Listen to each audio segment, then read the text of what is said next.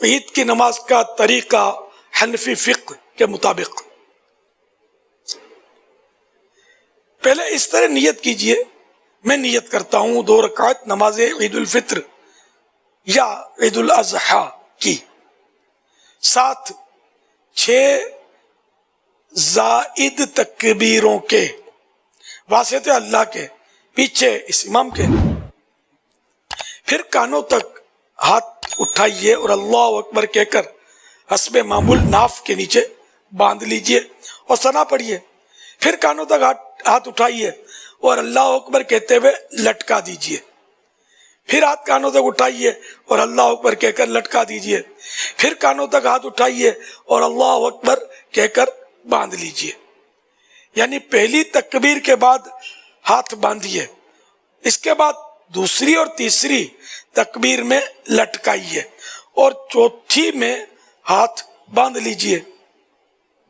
اس کو یوں یاد رکھیے کہ جہاں قیام میں یعنی کھڑے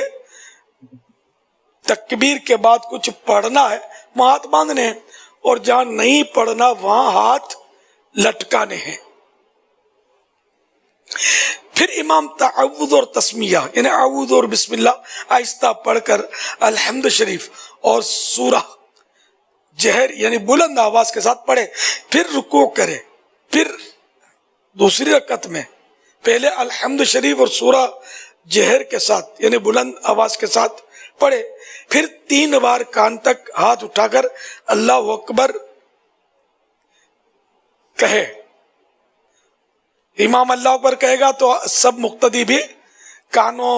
یہ 3 بار کان تک ہاتھ اٹھائیں اور اللہ اکبر کہیں اور ہاتھ نہ باندھیں، اور چوتھی بار بغیر ہاتھ اٹھائے اللہ اکبر کہتے ہوئے رکوع میں جائیں اور قاعدے کے مطابق نماز مکمل کر لیں۔ ہر 2 تکبیروں کے درمیان 3 بار سبحان اللہ کہنے کی مقدار چپ کھڑا رہنا ہے۔ حضرت سیدنا برائدہ رضی اللہ عنہ سے مروی ہے، حضور انور صلی اللہ علیہ وآلہ وسلم نے ارشاد فرمایا، اے حضور صلی اللہ تعالی علیہ وآلہ وسلم عید الفطر کے دن، جو رمضان شریف کے بعد آتی عید وہ عید الفطر کہلاتی ہے، عید الفطر کے دن کچھ کھا کر نماز کے لیے تشریف لے جاتے تھے، اور عید اضحیٰ یعنی بقرعید کے روز نہیں کھاتے تھے جب تک نماز سے فارغ نہ ہو جاتے۔ اور بخاری کی روایت حضرت سیدنا انس رضی اللہ عنہ سے ہے کہ عید الفطر کے دن تشریف نہ لے جاتے جب تک چند کھجوریں نہ کھا لیتے،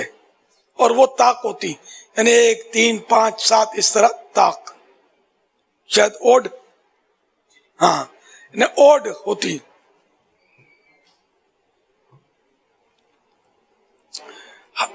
حضرت سیدنا ابو ہریرہ رضی اللہ عنہ سے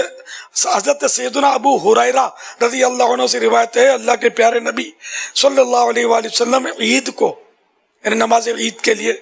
ایک راستے سے تشریف لے جاتے اور دوسرے راستے سے واپس تشریف لاتے، راستہ بدل کر۔ پہلی رکعت میں امام کے تکبیریں کہنے کے بعد مقتدی شامل ہوا تو اسی وقت تکبیر تحریمہ کے علاوہ مزید 3 تکبیریں کہہ لے، اگرچہ امام نے قراءت شروع کر دی ہو، اور 3 ہی کہے اگرچہ امام نے 3 سے زیادہ کہی ہوں، اور اگر اس نے تکبیریں نہ کہیں کہ امام رکوع میں چلا گیا تو کھڑے کھڑے نہ کہے بلکہ امام کے ساتھ رکوع میں جائے اور رکوع میں تکبیریں کہہ لے، اور اگر امام کو رکوع میں پایا اور غالب گمان ہے کہ تکبیریں کہہ کر امام کو رکوع میں پا لے گا تو کھڑے کھڑے تکبیریں کہے پھر رکوع میں جائے، ورنہ اللہ اکبر کہہ کر رکوع میں جائے اور رکوع میں تکبیریں کہے۔ پھر اگر اس نے رکوع میں تکبیریں پوری نہ کی تھی کہ امام نے سر اٹھا لیا تو باقی ساقط ہو گئیں، یعنی بقیہ تکبیریں اب معاف ہو گئیں، اور اگر امام کے رکوع سے اٹھنے کے بعد شامل ہوا تو اب تکبیریں نہ کہے بلکہ امام کے سلام پھیرنے کے بعد جب اپنی بقیہ پڑھے اس وقت کہے، اور رکوع میں جہاں تکبیر کہنا بتایا گیا اس میں ہاتھ نہ اٹھائے، اور اگر دوسری رکعت میں شامل ہوا تو پہلی رکعت کی تکبیریں اب نہ کہے، بلکہ جب اپنی فوت شدہ پڑھنے کھڑا ہو اس وقت کہے۔ دوسری رکعت کی تکبیریں اگر امام کے ساتھ پا جائے فبہا، یعنی تو بہتر، ورنہ اس میں بھی وہی تفصیل ہے جو پہلی رکعت کے بارے میں مذکور ہوئی۔ اچھا، اب عید کی جماعت کسی کو نہ ملی تو کیا کرے؟ امام نے نماز پڑھ لی اور کوئی شخص باقی رہ گیا، خواہ وہ شامل ہی نہ ہوا تھا یا شامل تو ہوا مگر اس کی نماز ٹوٹ گئی، تو اگر دوسری جگہ مل جائے عید کی نماز تو پڑھ لے، ورنہ بغیر جماعت کے نہیں پڑھ سکتا۔ ہاں، بہتر یہ کہ یہ شخص 4 رکعت چاشت کی نماز پڑھے۔ اچھا، عید کے خطبے کے احکام۔ نماز کے بعد امام 2 خطبے پڑھے، اور خطبہ جمعہ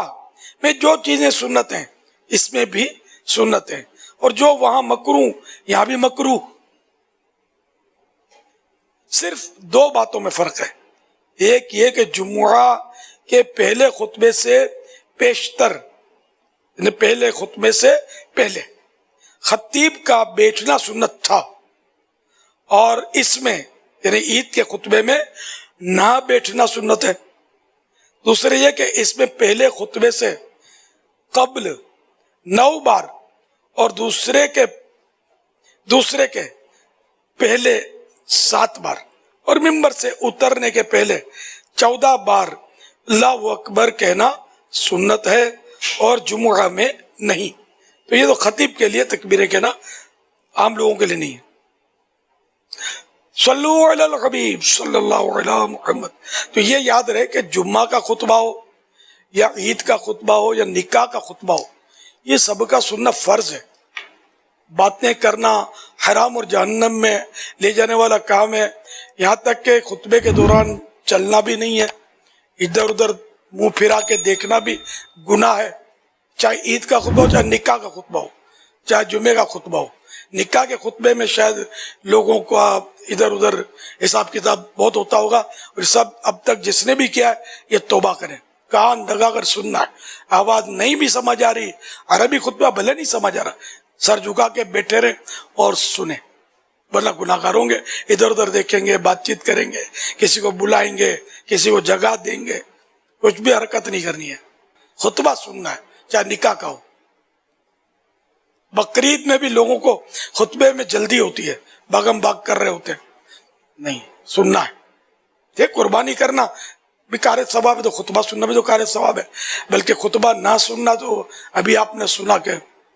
خطبہ سننا، خطبے کے لیے رکنا سنت ہے نا، خطبہ سن کے جائے، خطبہ سنے بغیر ہی چلا گیا تو اس کی سنت چھوٹی، اور اب خطبہ سننے کے لیے رکا ہے تو اب توجہ سے اس کو سننا ضروری ہے۔